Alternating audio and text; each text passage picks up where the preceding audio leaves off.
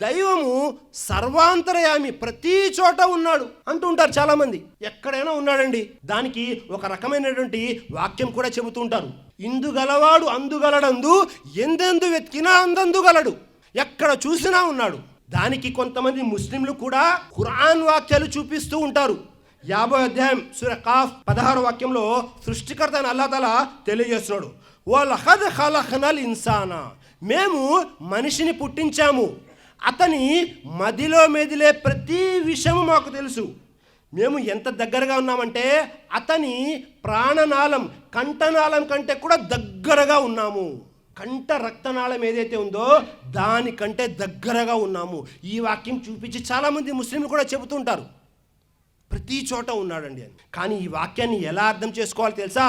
అల్లాహ్ యొక్క జ్ఞానము ప్రతి చోట ఉంది. అల్లాహ్ ఎక్కడున్నాడు? అర్ రహమాను అలల్ అర్ష్ ఇస్తవా, ఆయన అర్ష్ అనే సింహాసనంపై ఉన్నాడు. అల్లాహు అక్బర్. ఎక్కడున్నాడు అల్లాహ్? అర్ష్ అనే సింహాసనంపై ఉన్నాడు. మరి ఆ అర్ష్ ఎక్కడుంది? జాగ్రత్తగా వినండి, చాలా ముఖ్యమైనటువంటి విషయం. ఈ పూర్తి ప్రపంచం మనకు కనబడుతూ ఉంది. ఈ భూగోళము, భూమి అనేది ఒక పరిమాణంలో ఉంది.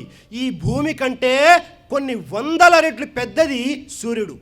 సూర్యుడు అనేవాడు ఒక నక్షత్రం. భూమి కంటే పెద్దగా సూర్యుడు ఉన్నాడు. ఎంత పెద్దగా అంటే ఆ భూములు దాదాపుగా 13 లక్షల భూములు పడతాయి ఒక సూర్యుడిలో. ఇలాంటి నక్షత్రాలు, సూర్యుడు లాంటి నక్షత్రాలు చాలా ఉన్నాయి. వీటన్నిటిని కలిపితే ఏమంటారు? ఒక సౌర కుటుంబము అంటారు. అలాంటి సౌర కుటుంబాన్ని మళ్ళీ కలిపితే గెలాక్సీ అంటారు. అలాంటి వాటిని ఇంకా కలిపితే దానిని మిల్కీవే అంటారు, పాలపుంత అంటారు. మనకు కనబడేటటువంటి భూమి చిన్నది, దీనికంటే పెద్దది సూర్యుడు, దానికంటే పెద్దది సౌర కుటుంబము, దానికంటే పెద్దది మిల్కీవే. ఇవన్నీ కూడా ఎక్కడున్నాయో తెలుసా? 7వ ఆకాశం కింద ఉన్నాయి.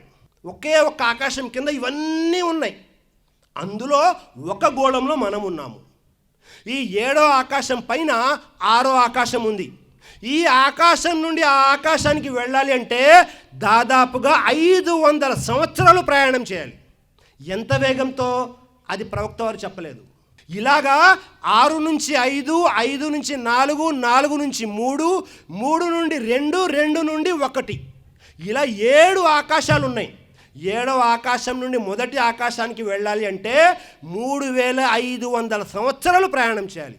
దానిపైన అల్లాహ్ యొక్క ఏముంది? అర్ష్ కాదు, కుర్సీ ఉంది. అల్లాహ్ యొక్క పాదపీఠం ఉంది, కుర్సీ ఉంది. ఆ కుర్సీ ముందు ఈ మొత్తం 7 ఆకాశాలు, సప్త ఆకాశాలు ఎలాంటివి అంటే దైవప్రవక్త వారు ఒక ఉదాహరణ ఇచ్చారు. ఒక పెద్ద ఎడారిలో కానీ మైదానంలో కానీ మీ ఉంగరం తీసి కింద పడవేశారు. అంత పెద్ద మైదానంలో ఆ ఉంగరం యొక్క విలువ ఎంత, స్థలం ఎంత అది తీసుకునేది? ఆ కుర్సీ ముందు ఈ సప్త ఆకాశాలు వాటి కిందవన్నీ కలిపితే ఆ ఉంగరంతో సమానం.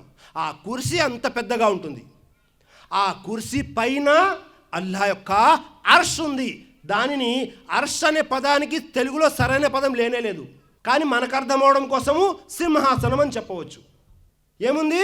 కుర్సీ పైన అర్ష్ ఉంది. కుర్సీ అర్ష్ ముందు ఎలాంటిది? మళ్ళీ ఇలాంటి ఉదాహరణే. ఒక పెద్ద మైదానంలో ఆ ఉంగరాన్ని తీసి పడవేస్తే ఎలా ఉంటుందో అలాగే కుర్సీ ముందు అర్ష్ అలా ఉంది. ఆ కుర్సీపై అల్లాహ్ ఆసీనుడై ఉన్నాడు. అల్లాహు అక్బర్. అస్తిత్వ పరంగా